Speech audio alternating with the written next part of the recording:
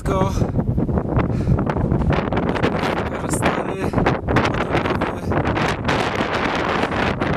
obóz. Przed nami stary obóz, stare schronisko. 200 metrów dalej nowe schronisko.